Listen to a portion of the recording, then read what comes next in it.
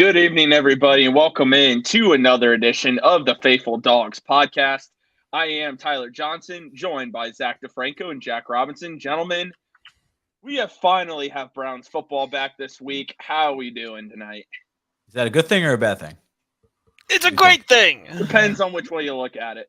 I'm feeling, I don't know about you guys, but I'm feeling a little optimistic about these next 3 weeks. So, feeling a little good. Should I now said it? You might have jinxed us, man. No. I've been the opposite of jinx this year, dude. What do you mean? You said we were going to lose against the Bengals, then we won. That's the definition, man. Okay, yeah, we're going to go 0-3 the next 3 games. There we go. Perfect. And tonight's show, it's going to be a little bit of a shorter show just because the Browns didn't play this past week. So we're going to do a Browns and Dolphins preview here. Then we're going to get to some of our weekly pick'ems presented by Underdog Fantasy. And speaking of Underdog Fantasy, we are going to take a minute to hear from our daily fantasy sponsor. What's up, everybody? We know that daily fantasy never stops, and Network 216 is proud to be a partner with Underdog Fantasy. Very simple to use.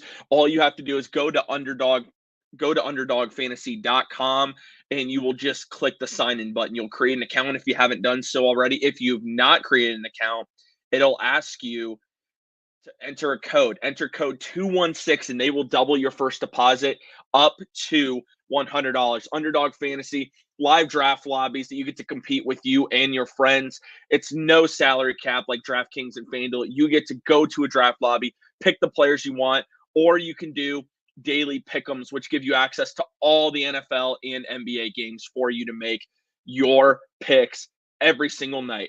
Again, go to underdogfantasy.com or use the Underdog Fantasy app on iOS or Android. Use code 216 to double your first deposit up to $100. Sign up today. And gentlemen, the Browns play the Dolphins this week, and it's been said the Browns need to take 2 of the next 3 games to really give themselves a chance here in the to even be in the playoff conversation. So the Dolphins right now are 6-3, and just gonna be honest, they have probably one of, if not the most potent offense in the NFL.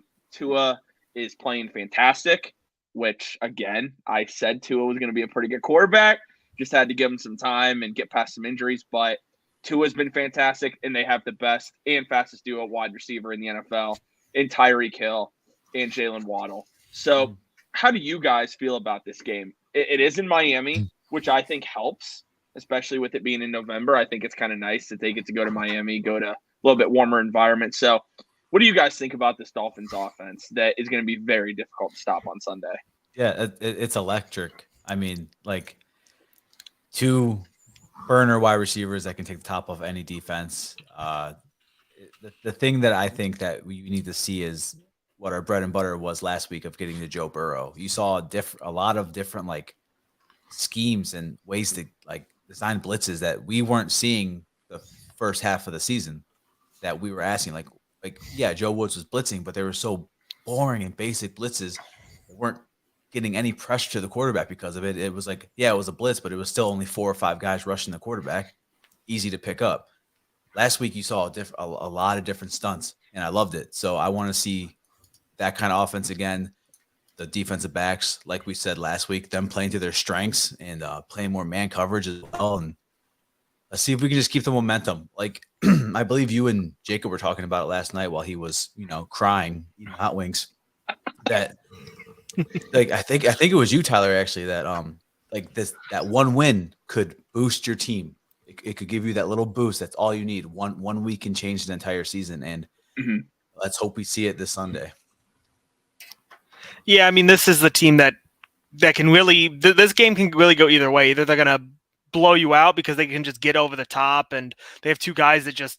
I mean, we even saw it last year. I mean, Tyreek Hill. Just if he gets open in space, even if the ball's underthrown or not thrown in the right spot, he can make a play on the ball and just completely blow up your defense. Like the and I mean, Jalen Waddle has just come into his own this year, being that guy that's alongside Tyreek Hill, not getting the number one corner every time. He's really kind of blossomed into essentially another Tyreek Hill that they have out on the field. So this is going to be one of those teams where you're really going to need to keep your defensive identity, whatever that is. That hopefully they've set that more into place where you're going to get pressure, and hopefully with Denzel Ward out there, hopefully he's gotten completely healthy and we can see more of, old Denzel Ward, not what we've seen so far this season, where he's able to, lock down those receivers. But also we need to kind of stay home at guys like Mike Gesicki, who are obviously we haven't been hearing about him a lot because it's all about Jalen Waddle and Tyreek Hill. But Mike Gesicki can also be an absolute threat in the middle of the field. Yeah. This offense is pretty impressive to watch. If you have a chance to watch the Dolphins, this team is, you have Tua completing nearly 70% of his passes, which is remarkable. He has nearly 2,000 yards, and mind you, he's missed 2 games, maybe 3 games, 15 touchdowns, 3 interceptions. Tyreek Hill has 1,100 yards, 1,100 yards, 3 touchdowns. Jalen Waddle has 812 yards, 6 touchdowns.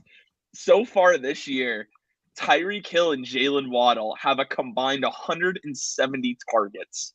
Yeah, that's insane. And that has Tyreek Hill at 76 receptions, Jalen Waddle 47. The next closest is Mike Gesicki, like you said, Jack, at 22. I don't think there's a way, and I'm not just saying this, I don't think there's a way you can truly stop them.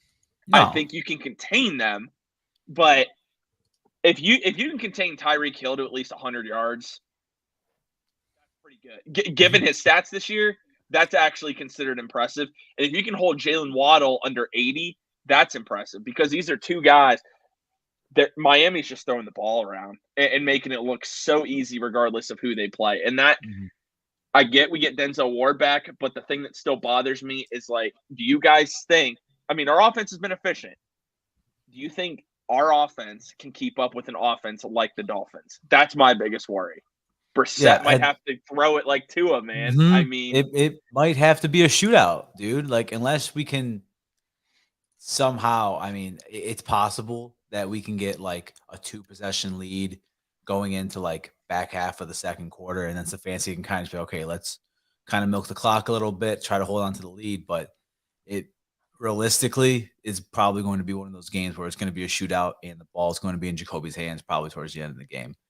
That is when you kind of go, okay, we've seen how this has ended a few times already this season.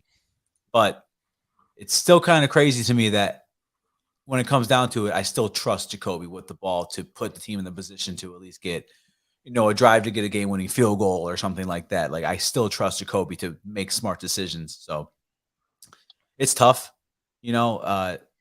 like you said, Tyler, dude, they got 2 wide receivers, almost 1,000 yards this year, dude. It's already proven that it doesn't matter who you have at cornerback, dude. You can have an all Madden defense out there. They're gonna put up probably 100 yards receiving on you with Tyreek Hill and stuff. So yeah, it's gonna be an interesting game to say the least. MC Lawrence brings up a good point. Got to get after Tua and keep him on the run.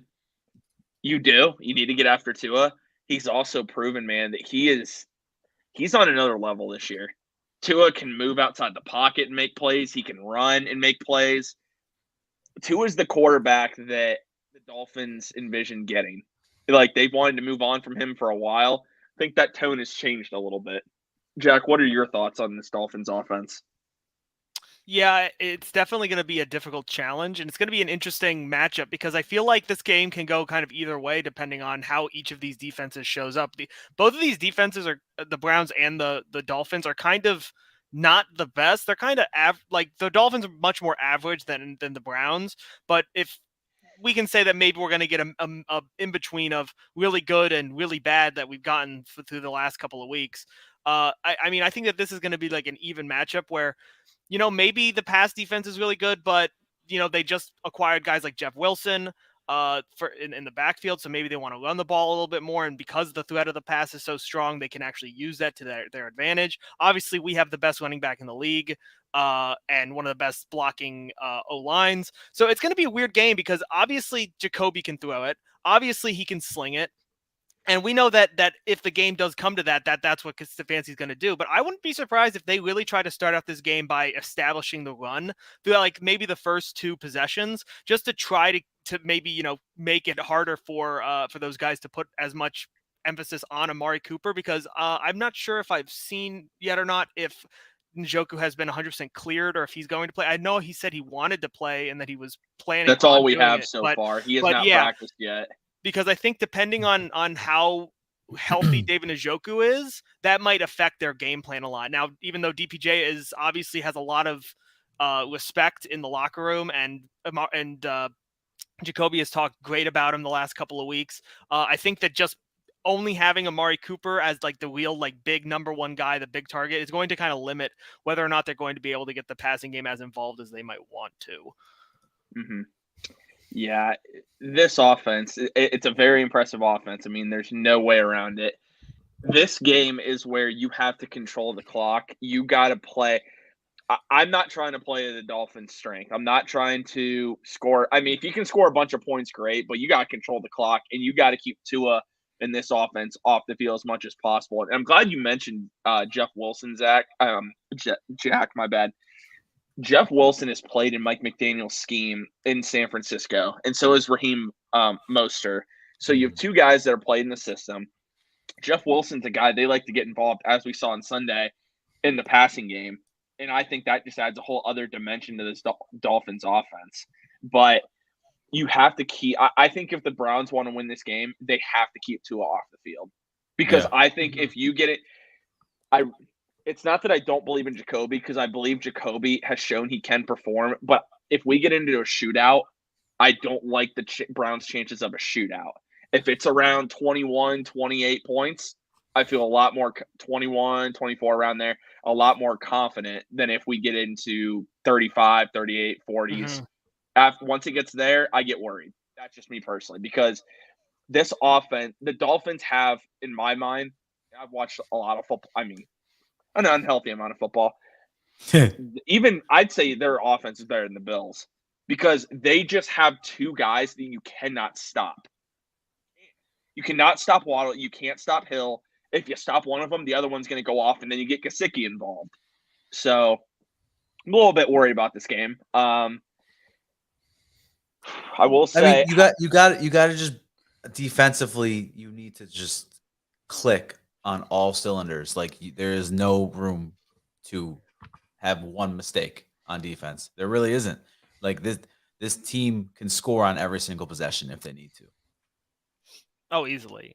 Like I knew the Dolphins were going to be decent this year, but holy crap, man! Like chill out a little bit. Just make this week your week where you just have a weird, have a really weird breakdown in your offense. Yeah, I mean,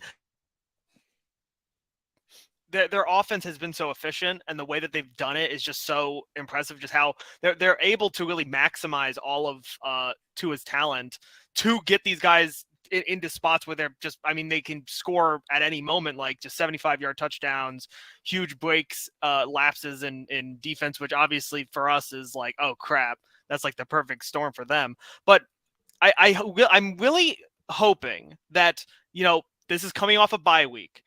We've seen a lot of improvement in the defense from 2 weeks ago on that Monday night game.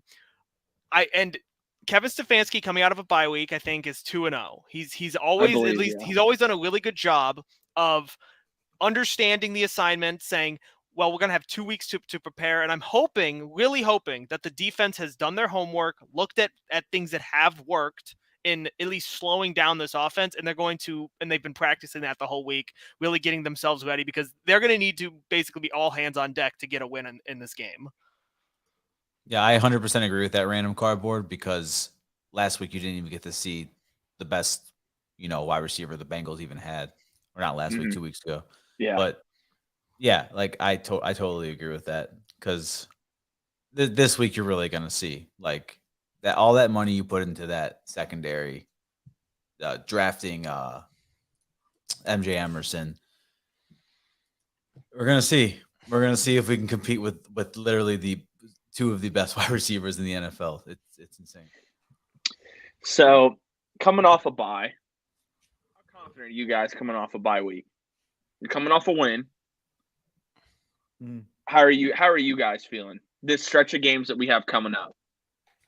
I'm actually more confident than I thought I would be, because a lot of these teams look way more beatable this week than they did 2 weeks ago. Like, the Bills are beatable. And yes, if you have a guy like Sauce Gardner, like the Jets do, that just completely shuts down a pass game, it's a completely different story. But we should have two guys that are capable of that. We should, like, Greg Newsome, Denzel Ward, even MJ Emerson, really great corners. They should be able to at least slow down guys like Stephon Diggs, just like Sauce Gardner could. You have a team like the Buccaneers that just look like a fundamentally broken team. You have wide receivers that just don't seem to work. You have an offensive line that is just completely rackshaw. Their running game is non-existent. Like, though, at least those two games, and even the Dolphins, they still have flaws. They still are very bad at defending against the run. Their secondary isn't as good as it was the last couple of years. So there's still flaws that, like, you can look at and say, we can win this game if we exploit these flaws in these teams. And I'm not saying we're going to go 3-0 or anything. I'm just saying that these games look way more winnable than they did when we were, schedule watching at the beginning of the year. And it's like, oh crap, the Bills, the Bucks, like, these teams that we thought were going to be powerhouses now look way more vulnerable than they did even just 2 weeks ago. Mm-hmm. Yeah, and anything can change just like that in the NFL. Like, I mean, the thing is, like, as fans right now for the Browns, you're like, oh, like, Josh Allen might not play. That's awesome. But, like, as a competitive nature, you don't want to see that happen. You want to play and beat the best. But when you're the Browns, you're sitting at 3-5, still trying to keep your hopes alive by December 4th. We'll take a little help. We'll take a little help. Hey, I'll take some help, dude. Are you kidding me? It's not torn. That's it's good not for torn. you, Josh Allen. Not torn. Sucks for my fantasy team, like we were talking about before we started recording. But it's not torn. If you need to sit out a few weeks, hey man, just do it. The team needs you. Think about the long run. Mm-hmm. Yeah, going into this 3-game stretch, I'm optimistic because I absolutely believe there's a chance of going 3-0. I know you need to go 2-1.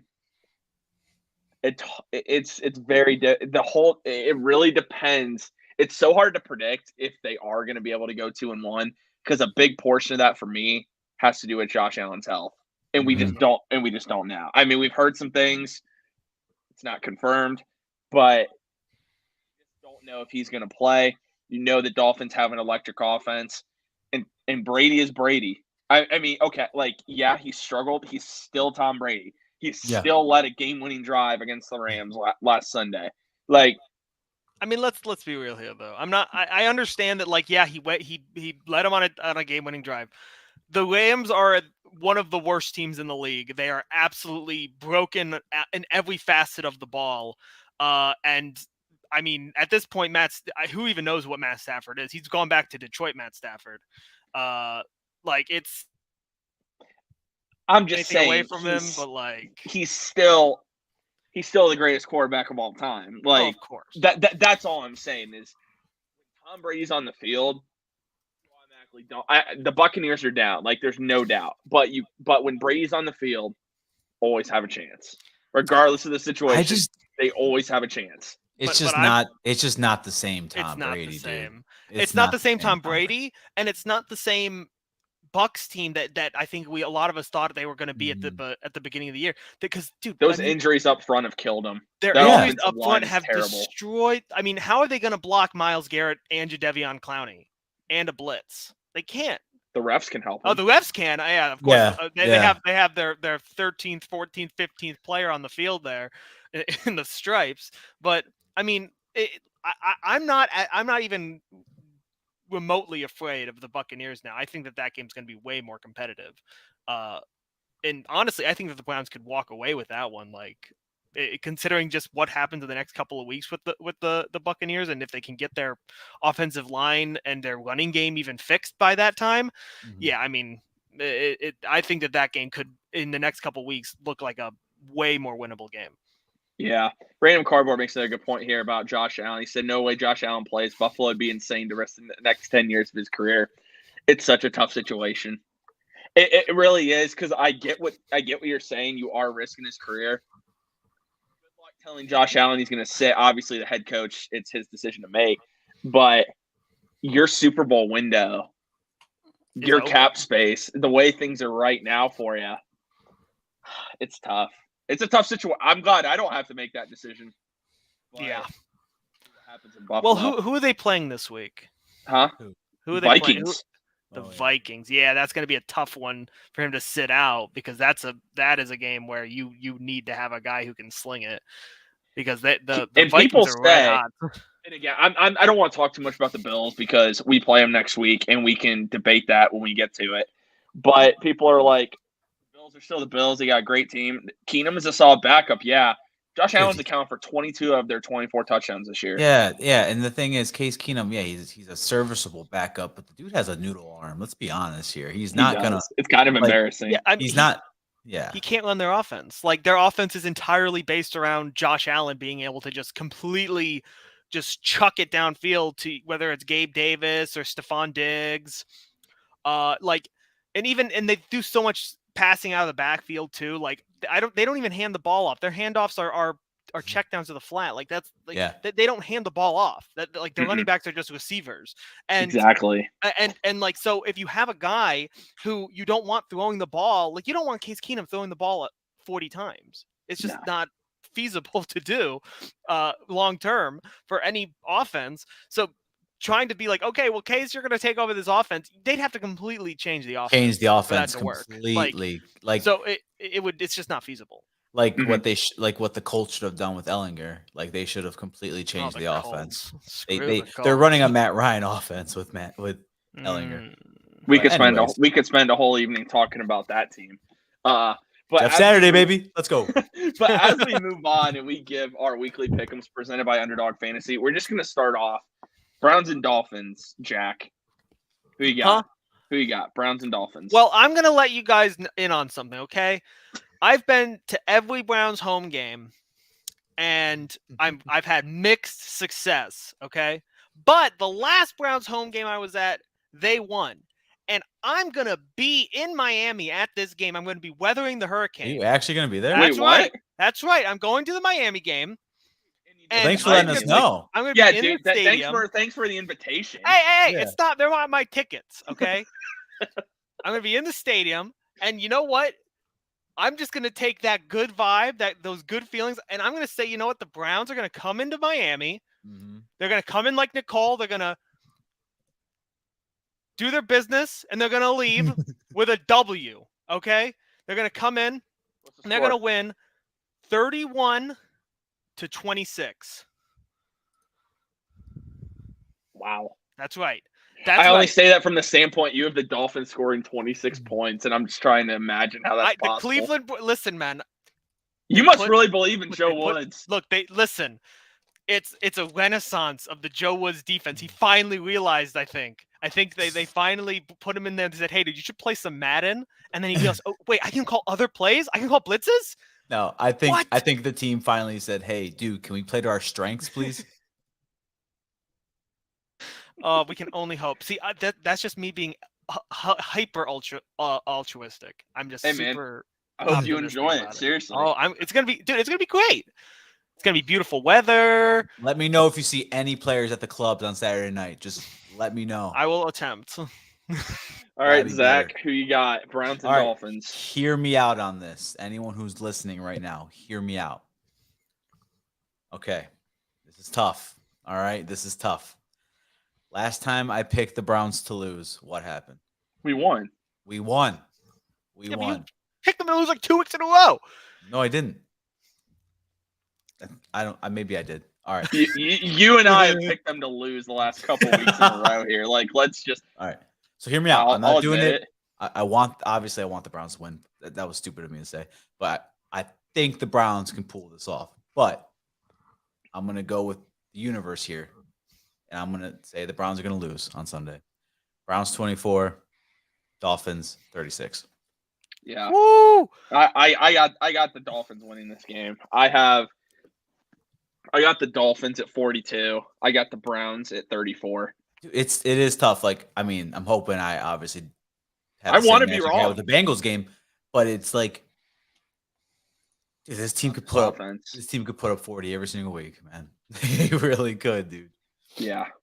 That's where I'm at. Like, I saw the performance by the defense. It was against the Bengals. So historically, under Stefanski, for some reason, it lights a fire under us when we see those stripes. Yeah. And we hit play like our best game of the year. I need to see it consistently before I can start picking the Browns. All right. 3 games. Who's your first team you're picking? Oh, hold on. Let me pull this Come up. on, Jack. Shut Bro, up. Actually, Not in since Miami Jack is yet. Since Jack is I pulling got that it. up, since he is pulling that up, I got we it. can I got it announce the now. records. We can announce Okay. the records here. So Jack now sits after being in first. He sits at some point very early in the year. He is now in last. Jack is with an asterisk apparently. Zach, so No, not anymore because he's in last place. I'll be Oh, nice to him. oh, okay. I'll be okay. nice to him. All right. So Jack is at 20-16. Now, something positive here. We all have winning records. Somehow. Zach is now in second at 22-14. And I am still first, 24-11-1. That freaking tie, dude. That tie, man. If that's gonna come back to screw me. All right, Jack. You, bro. Who you got, Jack? You know what, man? Give me Geno over the GOAT. Give me Geno over the GOAT. I'm taking the Seahawks over the Bucks. In London too, right? Yep. Yeah. No, that's in Germany. Oh, Munich. Germany. It's the Munich game. It's the Munich game. Oh, yeah. I didn't know they were doing that. That's dope, actually. Okay. In Mexico City at some point this year too. Jeez. All right, Zach. Okay, give me the Vikings over the Bills. Now watch Josh Allen play. And he's taking the and lights it up. I hope he does. preemptive. My fantasy team needs it, bro. All right.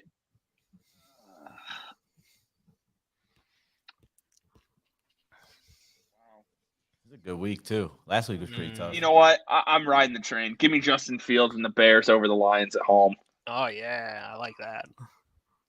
Who'd have thought if you let Justin Fields run, he can do things? That's crazy. Yeah.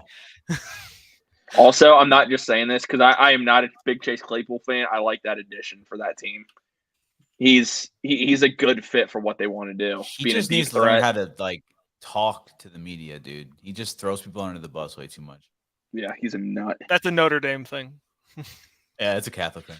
I don't disagree with that. All right. Should have said that. My bad. I didn't mean it. Well, we just got canceled. Thanks a lot, man. I'm Catholic. So here's the thing. I want to be funny and be like, oh, dude, they fired Frank Reich, so the Colts are gonna win. Zach. Get it? Wouldn't that be funny? Elon just took away Zach's check mark. Yeah, dude, it's gone. Oh, dude, he took away my $8 Your too. $8, dude. Your $8 is gone. Oh, see, I want to make. I just got a refund in my bank for $8. What's I want to be like, hey, dude, Matt Rule got fired. The Panthers won. Jeff Saturday becomes the new coach. The Colts obviously are gonna win. Dude, they're done. I'm gonna take, but I just saw that, thought it was funny. I'm gonna take the Cowboys over the Packers because that's I feel like that might be a free W. I need a free W really bad. Oh God.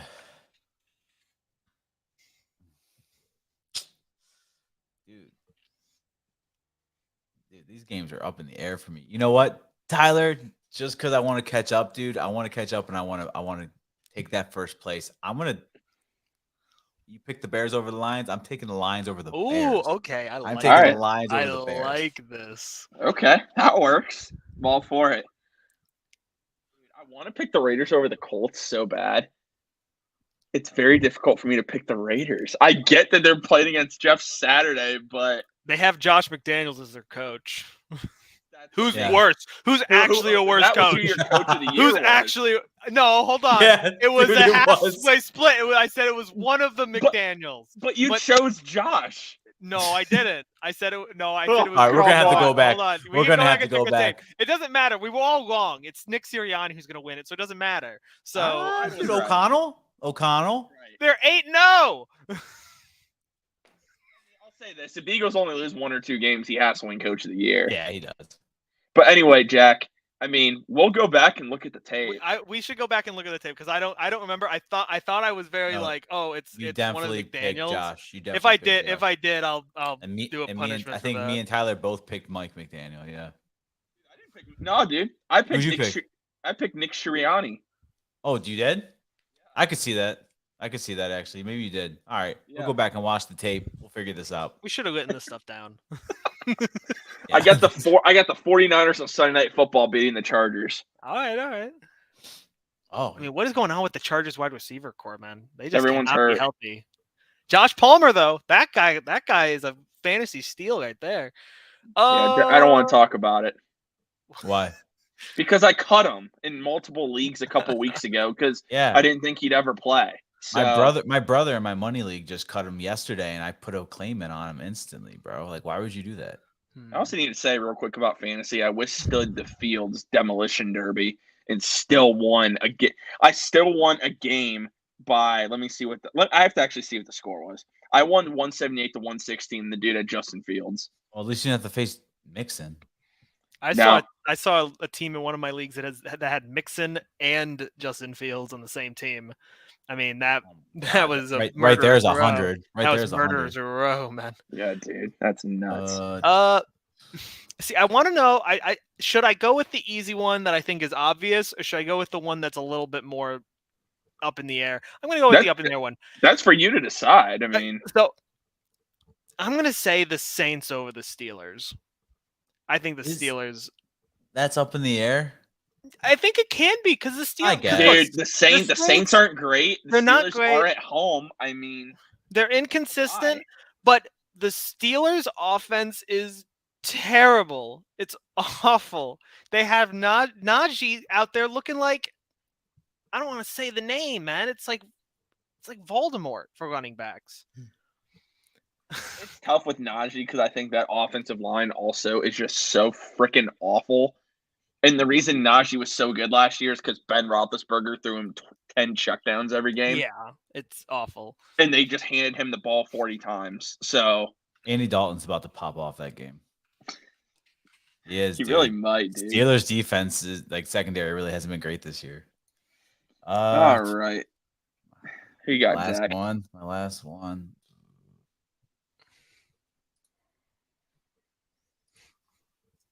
Broncos country. Let's ride to the bottom of your division. I'm gonna go with the Titans. Titans over the Broncos. That's I was gonna pick that. I was gonna pick that one. All right, let's change it up though. This is a battle of two awful teams. The Cardinals and the Rams. I really don't like. That's the one I'm stuck on, and both teams just suck. That's the battle of incompetence right there. It really is. Coaching incompetence and roster incompetence. Yeah, I mean, it's so tough because the Rams are at home, but it's not like that really matters when you're in LA. Let's see who we got. I was gonna take the I'm not taking the Titans now. Not after that. Mix it up a little bit. Bills have been taken. Man, I'm tempted to do Thursday Night Football, but I feel like that's also just gonna be a mess. So yeah, because the Panthers played the Falcons really tough, so I don't really want to pick the Falcons because I'd have to trust Marcus Mariota. All right. Man, then I probably can't pick that Rams Cardinals game either. Kyler Murray didn't practice today due to a hamstring, and Matthew Stafford's in concussion protocol. Can we battle the backup quarterbacks there, dude? Yeah, I can't pick that one. Who are their backup quarterbacks? Who is the Rams backup quarterback, and who is the John Wolford? I think. Who? Oh yeah. And who is the Cardinals? Or Colt McCoy? Colt McCoy or Trace McSorley, either one. Please pick Colt McCoy, dude. Please. I would love that. I just don't want to pick like a real because I could easily pick a real obvious one here, but I don't necessarily. I like having a challenge. For everyone watching on YouTube right now, like the video, please. Subscribe, and we are giving away some Homage gear soon. All right, our beautiful sponsor with Homage. They're doing another giveaway. We're giving away the Bud Light brown shirt, and we're giving away a crew neck or hoodie. I can't tell you the designs off the top of my head, but They're on our Twitter. Go on network_216. They're on there, and you get the shirt and you get to choose between the crew neck and the hoodie. Very but you awesome have to be giveaway. subscribed. Yeah, you have to be subscribed to our YouTube channel. So. Yep, have to be subscribed. You have to go to the Twitter account that is at network_216. You have to go there, retweet the tweet, and make sure you're following us on Twitter and Homage to be entered. It's very easy. The directions are all there. But you guys just want to make sure you go ahead and do that. Dude, this is seriously so tough. Because, again, I just don't want to pick an obvious one, but I feel like I'm going to have to. Because I don't want to double up on some of the other ones that you guys picked. I like to... Just do it. Pick the Giants over the Texans. Just do it. I don't even like the Giants, though. Yeah, whatever. Falling to peer pressure. I'll take the Giants over the Texans. Yeah. Well, I hope Dameon Pierce goes off for like 300 yards, dude.